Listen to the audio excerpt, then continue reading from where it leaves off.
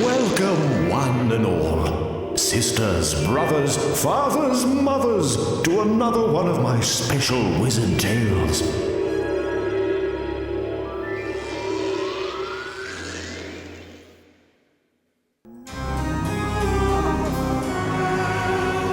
The Canterville Ghost. In the year 1594, an English nobleman was accused by his family of the murder of his wife. The nobleman, Sir Simon DeCanterville, was bricked up behind a wall and left to die. But before the final brick was laid, Sir Simon uttered a terrible curse upon his house. From this day forth, Canterville Chase is cursed! Cursed! Cursed! And for the next 300 years, the ghost of Sir Simon DeCanterville was as good as his word. He terrified every single Canterville who tried to make a home in Canterville Chase.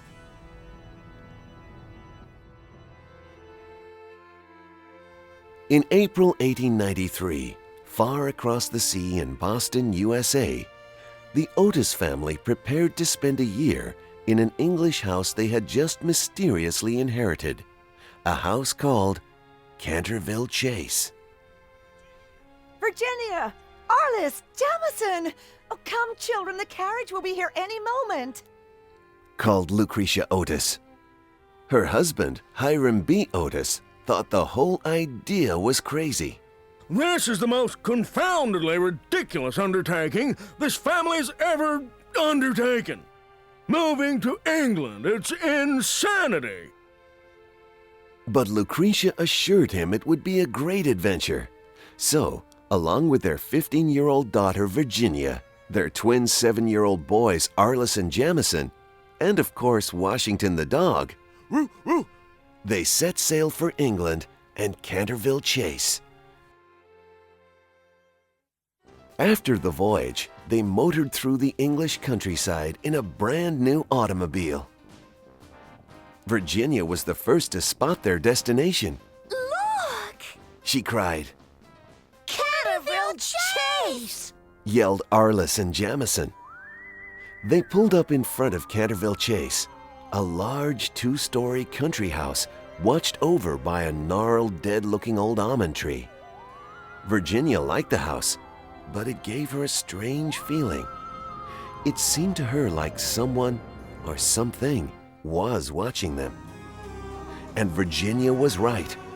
High up in the tapestry room window, the arrival of the Otis family was being watched. Excellent. Some new victims, visitors. Cackled the ghost of Sir Simon DeCanterville. As the family tried to open the front door, their new neighbor, the Duke of Cheshire, arrived. Straight away, he warned them that the house already had an occupant. When Hiram asked him what he was talking about, the Duke replied, The Canterville Ghost. This place is haunted. Has been for over 300 years. But Hiram was a modern American man who didn't believe in such old-fashioned things as ghosts. And Virginia was more interested in the Duke's handsome grandson, Rupert. That night, the Otis family celebrated their arrival with a hearty dinner by candlelight. Hiram raised his glass and proposed a toast. To the Otis family and their new life in Canterville Chase. But the Canterville Ghost was watching, and he had other ideas. Otis family. Ha! You're in my house, and you will pay for it. Suddenly, all the candles blew out, and the family heard footsteps moving through the darkness toward them. Standing together, they didn't know what to expect. Washington was very scared and growled loudly.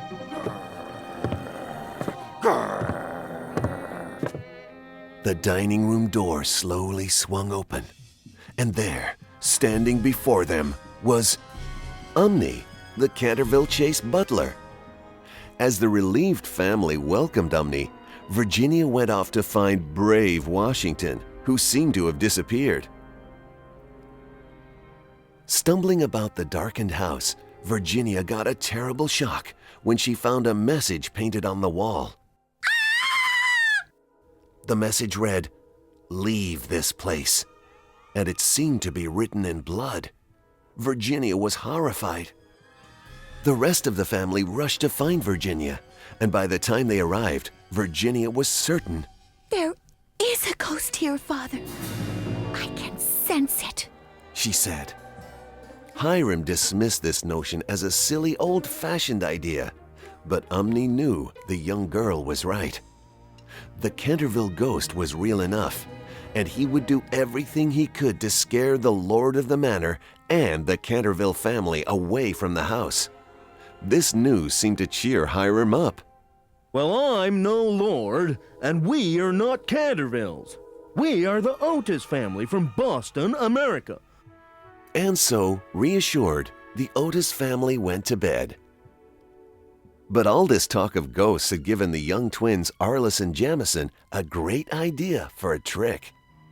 They took the sheets from their beds and placed them over their heads so that they looked like ghosts. They planned to give their sister Virginia a big shock. So, we'll burst into her room at the same moment, said Arliss. Jamie eagerly agreed, and dressed like ghosts, the two boys opened their bedroom door and came face to face with the real Canterville Ghost.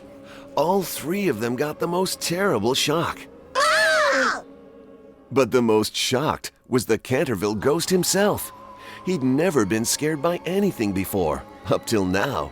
And, terrified, he ran away, right through the wall and into Virginia's room. Jamison and Arliss thought scaring a real ghost was hilarious. They laughed. The startled ghost cowered in terror in Virginia's room. Virginia sat up in bed and looked at the poor ghost. She felt sorry for him and wanted to make friends. Excuse me, Mr. Ghost? But her words gave the ghost another dreadful shock, which got worse when the twins in Washington burst into Virginia's room. The ghost knew they were after him, so he rushed through the wall and back out into the hall. Oh dear! Oh dear! Oh no! Oh. He muttered. The poor ghost skipped out of the way and floated up to the ceiling to escape. At that moment, the twins burst out of Virginia's bedroom in search of the ghost and sprinted off down the hallway, almost colliding with Lucretia and Hiram, who had been disturbed by all the noise. Stop right there, Hiram said in a loud voice. When the excited boys tried to explain about the ghost, Hiram wasn't interested. He was fed up with talk of ghosts and ordered everyone to bed. And this time, they went. Once the family had gone to their rooms, the ghost retreated to the den, the only safe place in Canterville Chase. There, he worked out a plan to dress up as the most scary and horrible ghost that ever was. I'll show those Americans what an English ghost can do, he said to himself. So Sir Simon dressed himself up as a spooky cavalier. He wore a dashing cape and an enormous feathered hat and rattled clanking rusty chains. The ghost stood in front of the door to the master bedroom and made a shocking noise.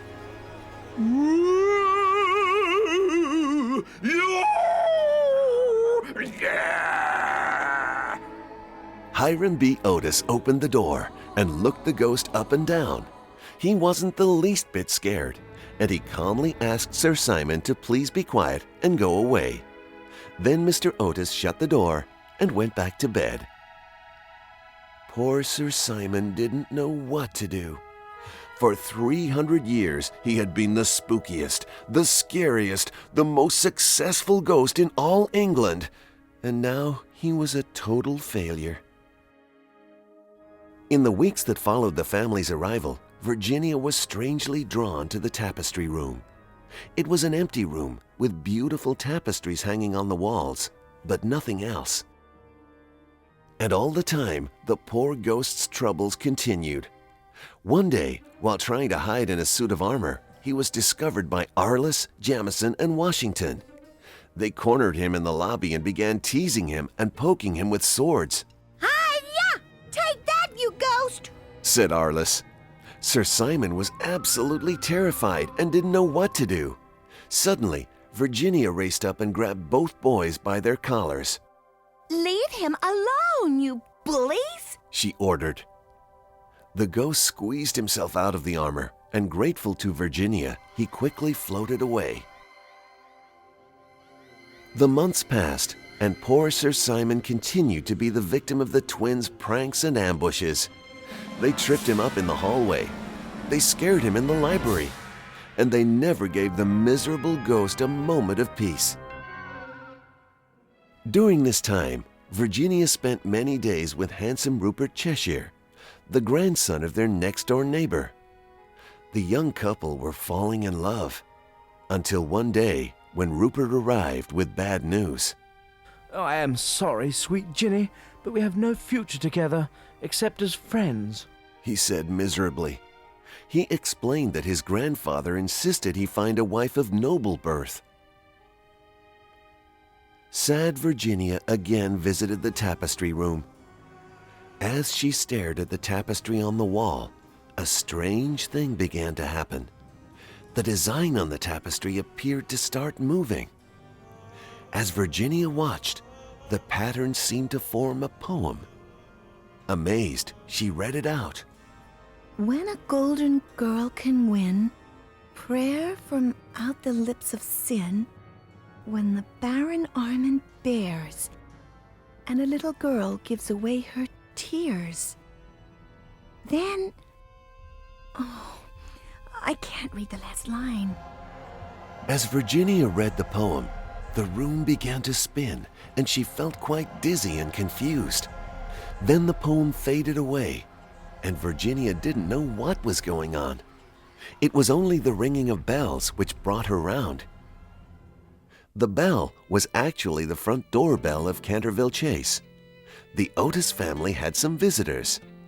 Two gypsies called Marcus and Paolo were seeking permission to camp the night on the grounds. Hiram wasn't sure, but Virginia begged her father to let them stay when she saw what was written on their caravan. Marcus and Paolo, mystics, soothsayers, correspondents with the phantasmagorical, exterminators of ghosts. Hiram let the gypsies stay, and they all agreed to meet that night in the dining room to try and communicate with the Canterville Ghost. But Marcus and Paolo were crooks who only pretended they could talk to ghosts. So when it was time for the meeting, Marcus went to the front door, and Paolo dressed up as a ghost and snuck in the back door. As Paolo crept in, he came face to face with the real Canterville Ghost. And this time the ghost looked very scary because he was carrying his head in his arms. A ghost! Screamed the frightened Paolo and ran away in terror. Meanwhile, the Otis family gathered around Marcus as he pretended to summon up the ghost of Sir Simon.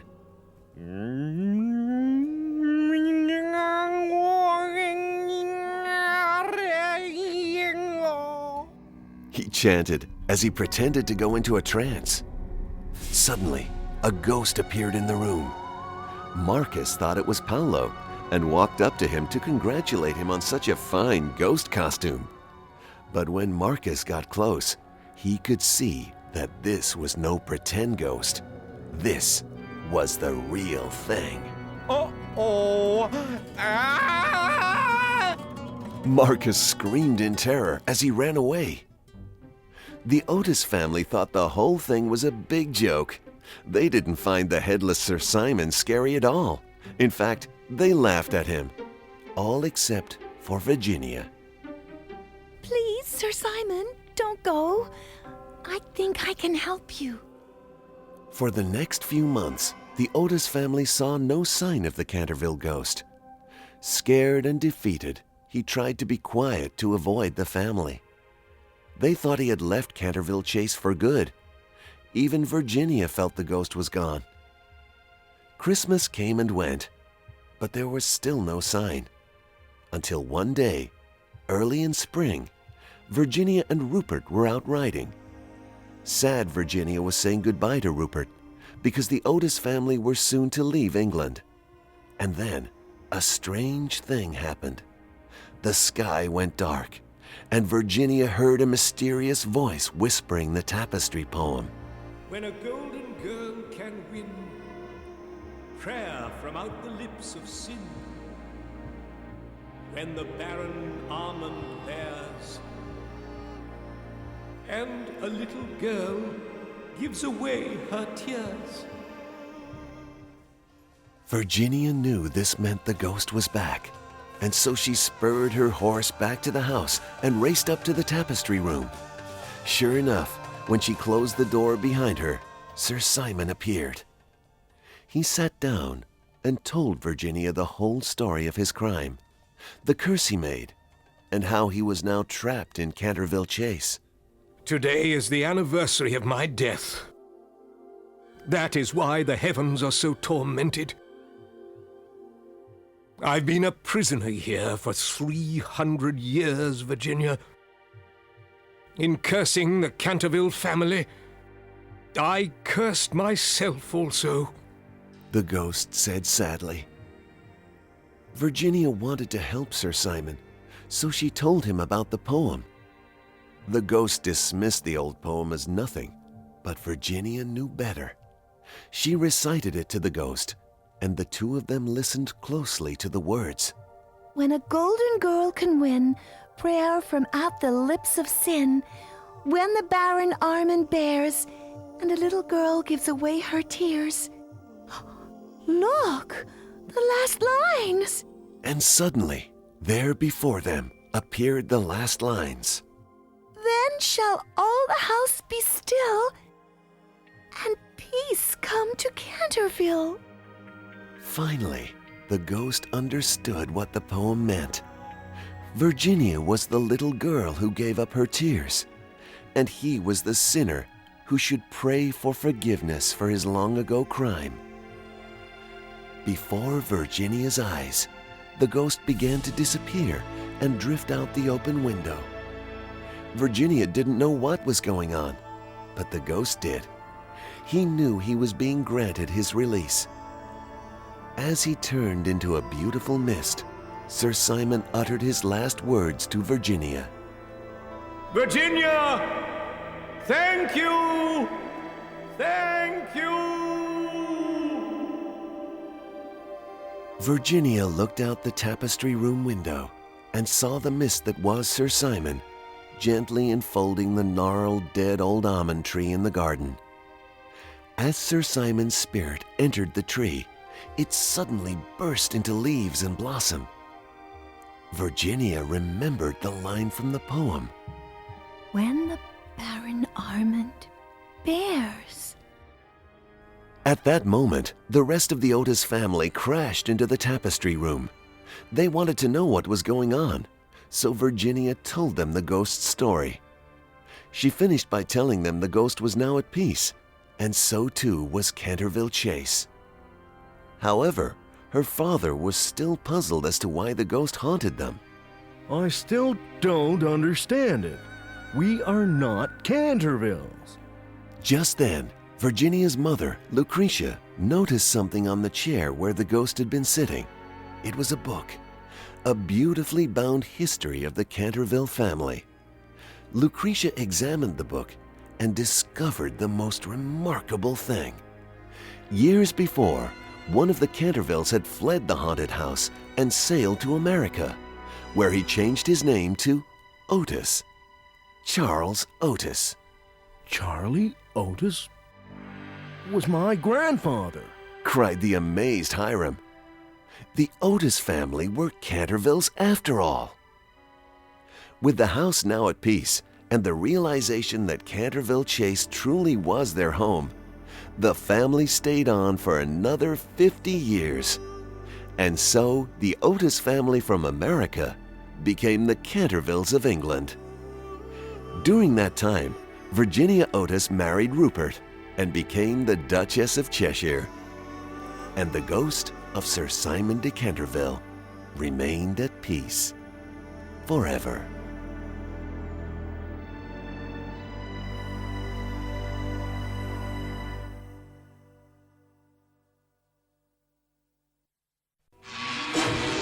And thus another fine wizard tale concludes. Sisters, brothers, fathers, mothers, join me again soon for another classic tale. Won't you?